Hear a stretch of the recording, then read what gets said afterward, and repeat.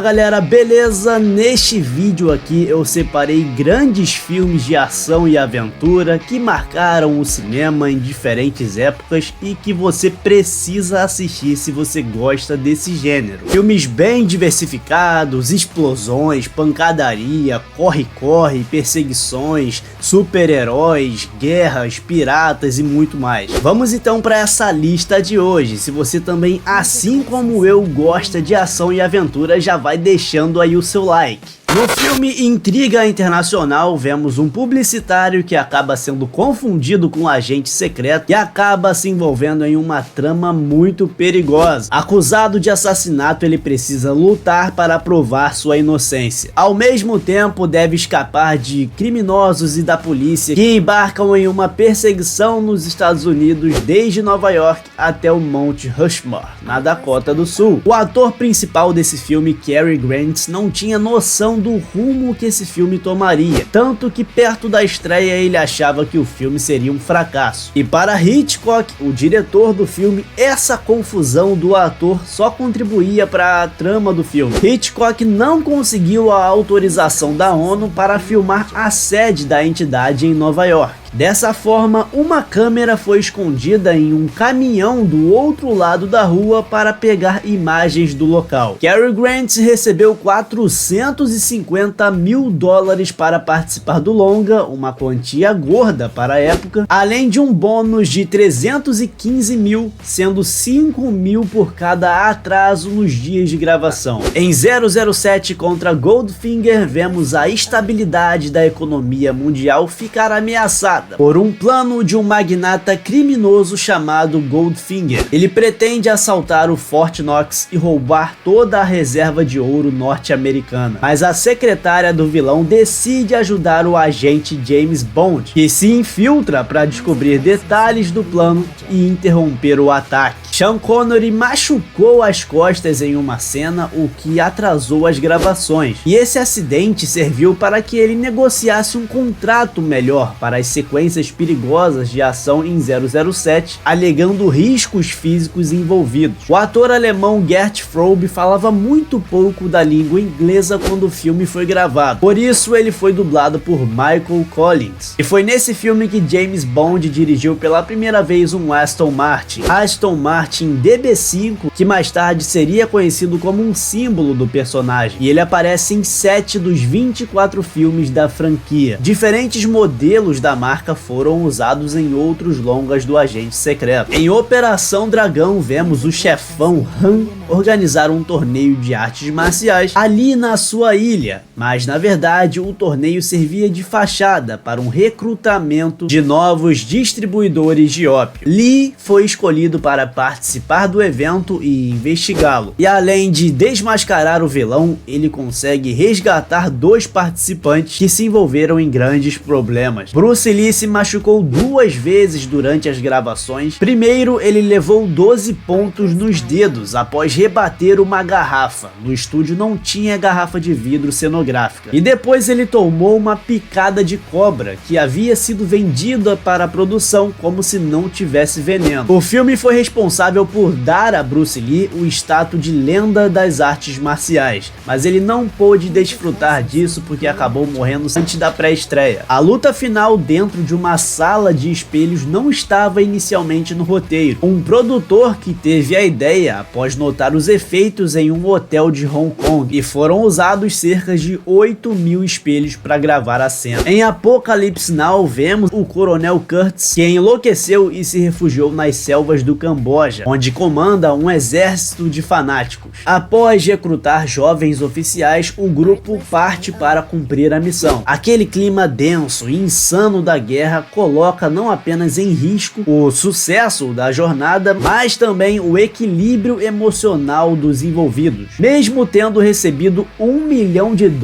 adiantado, Marlon Brando ameaçou a deixar o projeto, pois ele se considerava gordo à época. e ele só concordou em seguir se ele aparecesse sempre nas sombras, para que o público não notasse a barriguinha avantajada. Coppola investiu 30 milhões do seu próprio bolso, quase faliu, e por causa da pressão financeira o processo de gravação do filme foi bastante estressante, tanto que o diretor sofreu um ataque epilético e um colapso nervoso. Em Rambo, Programado para Matar, vemos um veterano da guerra do Vietnã que foi preso injustamente e após ser torturado por policiais consegue fugir para dentro de uma floresta. E uma vez nessa floresta, ele usa contra aqueles que o torturaram toda a sua agressividade exercitada nos campos de batalha. Rambo não mata ninguém nesse primeiro filme. Isso porque Stallone procurou dar vida a um herói menos sanguinário. No quarto filme da franquia, porém, há uma média de 2,59 mortes por minuto. A famosa faca de Rambo foi desenvolvida após um pedido de Stallone. Ele queria usar um item que servisse em situações extremas de sobrevivência, e 6 peças foram feitas para esse longa. Rambo é inspirado em uma pessoa real e trata-se do soldado Audie Murphy, o norte-americano mais condecorado da Segunda Guerra Mundial. Ele inclusive se tornou ator e interpretou a si mesmo no filme Terrível como o Inferno. Em Indiana Jones e o Templo da Perdição, acompanhamos o professor e arqueólogo Indiana em uma nova missão: resgatar pedras roubadas por um feiticeiro indiano e crianças escravizadas. Nessa aventura ele tem ao seu lado um pequeno ajudante e uma cantora, e juntos eles enfrentam poderes mágicos vindo de um fanatismo, de um culto obscuro que sacrifica humanos. Para esse filme, 2 produtores viajaram para a Índia com um orçamento de 28 milhões de dólares para localizar os cenários do filme. Embora tenham encontrado, o governo local não permitiu as gravações, por considerar o roteiro ofensivo à cultura local. O filme foi responsável pela criação da classificação para maiores de 12 anos. Até então, os longas eram divididos entre conteúdo adulto e infantil, e como George Lucas ajudou na criação do personagem e de toda a franquia, cada filme da franquia Indiana Jones tem uma homenagem a Star Wars. Nesse longa, o clube que aparece logo no início da trama se chama Clube Obi-Wan, em referência a um dos lendários Jedi. Em Duro de Matar, vemos um detetive da polícia de Nova York, nos Estados Unidos, que vai até Los Angeles visitar a sua família no Natal. Ele participa de uma confraternização de fim de ano na empresa japonesa que a sua esposa trabalha. E o evento, porém, é invadido por terroristas. Como ninguém aparece para fazer o resgate, ele mesmo dá um jeito de sair dali com a sua mulher. O pôster original do filme não tinha Bruce Willis, porque os produtores achavam que o ator não ia atrair o público, já que ele era mais conhecido pelo seu trabalho em A Gata e o Rato, uma série de comédia, mas com o sucesso nas bilheterias o cartaz foi mudado. O filme marcou a estreia de Alan Rickman no cinema. Com 41 anos na época, ele só tinha atuado em peças de teatro ou na TV britânica. O alemão falado pelos terroristas tem erros gramaticais e até chega a ser incompreensível, e para não pegar mal, a visão que foi para o país não especifica a nacionalidade dos vilões, que são apenas descritos como europeus. Em O Exterminador do Futuro 2, o julgamento final, vamos para o futuro vendo John Connor, que é a chave para a vitória da civilização contra os robôs. Entretanto, um exterminador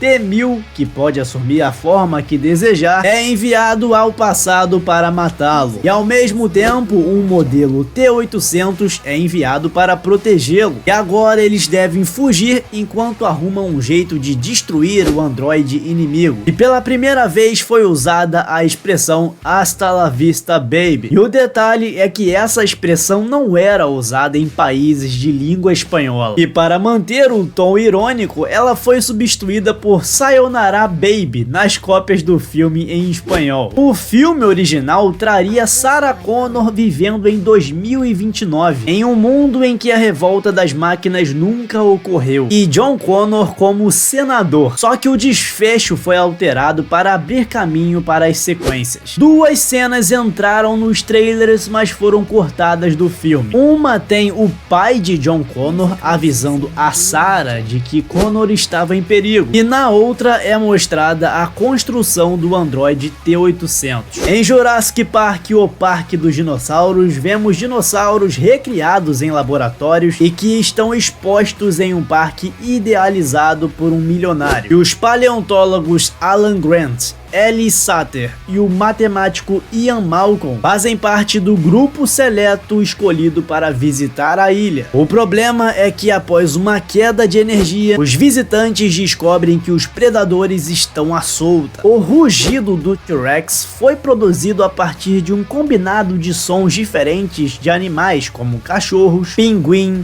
tigres, jacaré e elefantes. Já o barulho dos passos do dinossauro foi criado a partir de sequoias de até 60 metros caindo no chão. Os dinossauros só aparecem na tela por cerca de 15 minutos, e em 9 deles são representados por animatrônicos, os outros 6 por imagens geradas em computador. Spielberg acompanhou toda a pós-produção do filme por meio de links, porque ele estava na Polônia filmando A Lista de Schindler, e quem ficou responsável por coordenar essa etapa foi seu amigo George Lucas. Em O Resgate do Soldado Ryan, vemos o capitão John Miller, que é designado para salvar o soldado James Ryan, caçula de 4 irmãos e o único sobrevivente da família na Segunda Guerra Mundial. E enquanto tentam descobrir o paradeiro do oficial, percorrendo diversas regiões do território em guerra, o capitão e seu grupo de apoio enfrentam inimigos e seus próprios medos para concluir a missão. Os atores principais participaram de um treinamento com armas por 6 dias, exceto Matt Damon. Ele foi intencionalmente deixado de fora porque a ideia era que o ressentimento provocado no set influenciasse no filme. O longa soou tão realista que o governo dos Estados Unidos teve que abrir uma linha gratuita telefônica para atender aos veteranos de guerra afetados pela obra. E a cena de pouso na praia da Normandia custou 12 milhões de dólares e empregou aproximadamente 1.500 figurantes. Muitos deles, aliás, eram pessoas com membros amputados, tudo para deixar o filme mais realista. Em O Gladiador, vemos Marcos Aurélio, imperador de Roma, que desperta a ira de seu filho ao tornar pública a sua predileção em deixar o seu trono para Máximos, o comandante do exército, e sedento pelo poder,